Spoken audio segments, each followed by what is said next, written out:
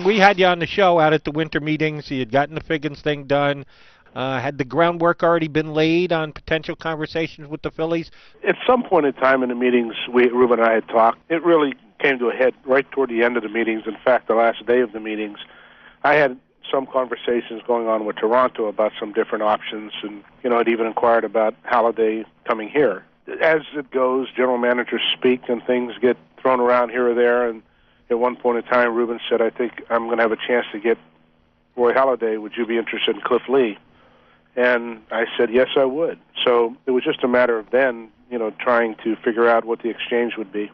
Jack, what does that say? You get Cliff Lee, and I know there's now he's upset that the Phillies didn't come to him and offer him an extension, or at least try to sign him, and he comes out here. Does that say anything to a Felix Hernandez that has been here? He was second in the Cy Young. What does that kind of say to Felix by getting Cliff Lee?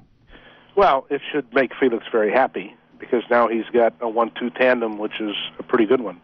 The fact that that Cliff Lee is going to be a free agent really shouldn't have any effect on Felix Hernandez, because our discussions with Felix and his agent Alan Nero are what they are. And, these are two separate issues, and of course we're acquiring a player to make us better right now, and where the pieces end up at and how it falls into place is yet to be seen. But the primary thought here is we were able to acquire a player, and we didn't take anything off of our Major League club, although we did give Philadelphia 3 really nice-looking prospects, and those kids are going to be good big league players at some point in time. But, it's just starting pitching is at a premium, and we think we've added a pretty good one here. Jack, the Phillies acquire Halladay in a separate deal and got the 72-hour window and were able to hammer out a contract extension with him. Did at any time in your conversations with the Phillies you ask them for a 72-hour period to potentially add a extension onto Cliff Lee's contract? We didn't do that simply because we thought it was important not to upset the apple cart. I mean, they had their plate full with what they were trying to do. There were other clubs involved in this whole process.